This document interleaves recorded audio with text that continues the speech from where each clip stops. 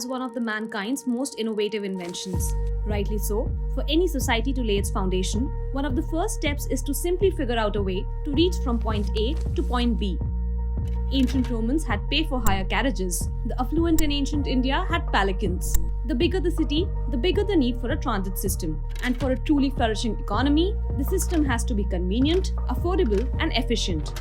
For a metropolis to develop, this infrastructural apparatus becomes a necessity.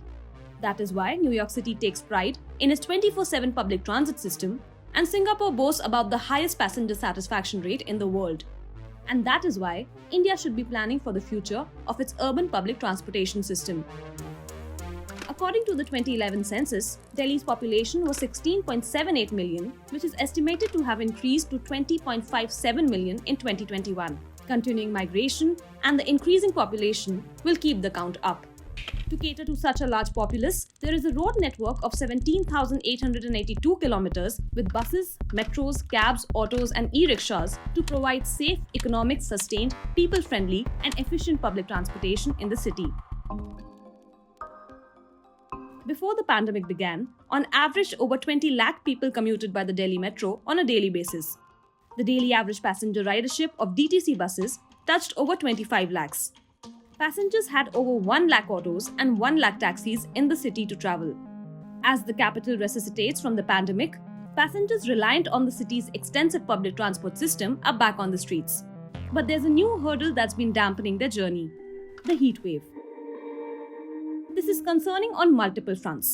First, a glitch in the ease of movement affects economic growth and hampers the productivity of the workers. Second, this isn't the first or the last heatwave, and climate change will only make them worse. Those in metros reliant on app-based cab services for their daily travel are familiar with extensive wait times and unfound cancellations in the scorching heat.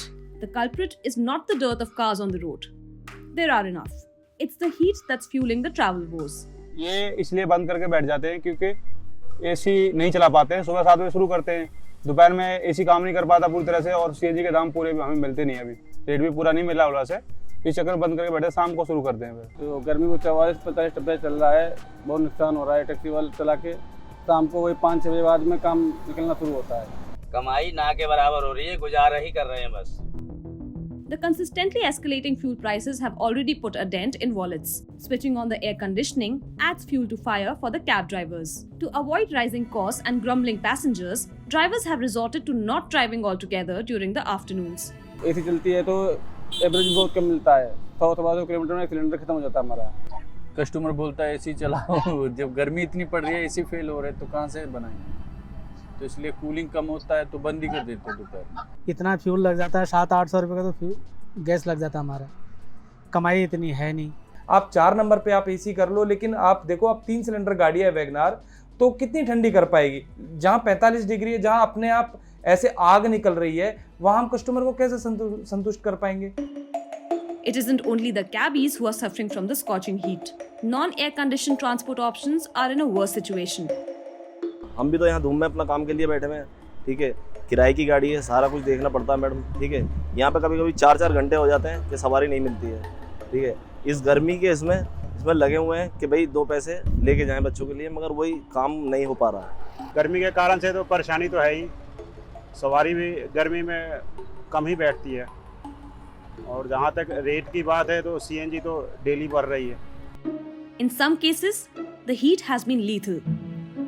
तो रोहिणी में अभी गाड़ी में आग लगी है, और एक नवेड़ा में गाड़ी में आग लगी है, और दोनों गाड़ियों में मतलब एक में तो कस्टमर बैठे हुए थे, और वो चलते चलते गाड़ी में आग लग गई है हीट की वजह से। क्योंकि सीएनजी है, कहीं ना कहीं वायरिंग शॉर्ट हो जाती है, इतना हीट हो जाती है कि हाथ भी आप लगा नहीं सकते, रेडिएटर काम नहीं करते, फैन चलने बंद हो जाते हैं। Staying in the realm of lethal, there's another entity in the matrix, the big tech. The mistrust and failed diplomacy between drivers and app-based cab aggregators has also done damage to the infrastructure. आप यकीन नहीं करेंगे, अगर हम 200 रुपये customer से company लेती है, उसमें से हमें सिर्फ 54 रुपये मिलते हैं। कंपनी को फ़ोन करो तो कंपनी कहती है यही मिलेगा आपको, इससे ऊपर नहीं मिलेगा। और हड़तालबाजी, लड़ाई झगड़ा करने से कोई फायदा है ही नहीं, क्योंकि ये कंपनियां अपने हिसाब से अपना काम करेंगी। Diplomacy has also failed between the drivers and the government. Delhi government's proposed motor vehicles aggregator scheme is not sitting well with the cab drivers. 2022 में लिखा हुआ है कि जो एग्रीगेटर है वो 50% इलेक्ट्रिक गाड़ियां उसके पास होनी चाहिए। लाइसेंस कंपनी को दे दिया, उसकी फीस लाख 2 लाख रुपए जो भी है तो वो भी ड्राइवर से ही वसूल के देनी है। 22 साल में आप सीएनजी डेवलप नहीं कर पाए, आप इलेक्ट्रिक डेवलप कर लेंगे, ये चार्जिंग हो जाएगी। ये टाटा नेक्सॉन गाड़ी जो है, टाटा नेक्सॉन गाड़ी ये सबसे सस्ती है 15 लाख रुपए की, सबसे सस्ते में आती है, जो चलती है, जो कंपनी कहती है कि 300 किलोमीटर, मगर क्या दिल्ली एनसीआर में 300 किलोमीटर चलेगी? 8 घंटे चाहिए उसको चार्जिंग करने में। अब आप ये बताइए, अगर 2 राइड ड्राइवर ने मार दी उसके बाद तो वो खाली बैठ गया, फिर 8 घंटे वो चार्जिंग में लगाएगा, कहीं जगह ढूंढेगा। ये फिर सीएनजी क्यों डलवाई थी? ये भी तो पोल्यूशन फ्री कार है, तो भाई इसमें कहाँ पोल्यूशन आता है? कल को आप इलेक्ट्रिक ले आएंगे, फिर आप कह देंगे हमने नई गाड़ी बनाई है जी, ये पानी से चलती है, इसको ले लो। मतलब कुछ भी, गौर आप सरकार है तो कुछ भी करे जाएंगे।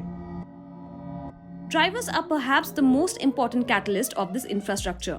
Their despondency translates into a loss for the passengers. According to the results of a EU government Mint Millennial survey, a significant share of urban youth uses public transport, and the reliance on cab aggregators such as Ola and Uber is also higher in Delhi, Mumbai, Chennai, Kolkata, Hyderabad, and Bengaluru. Rising fuel prices and inflation means that the dependence of urban youth and entry-level workers on public transport in metropolises is not going to decline soon. While the narrative around an efficient public transport system to combat climate change has been around for a while, the discourse on the equation the other way around is crucial. The urban transit system in big cities will have to adapt to the changing climate. हम भी देश की तीसरी या चौथी अर्थव्यवस्था का एक हिस्सा है। अगर हम लोग अपना हाथ पहिया रोक दें तो पूरा भारत हिल जाएगा। गलत तो नहीं कह रहा?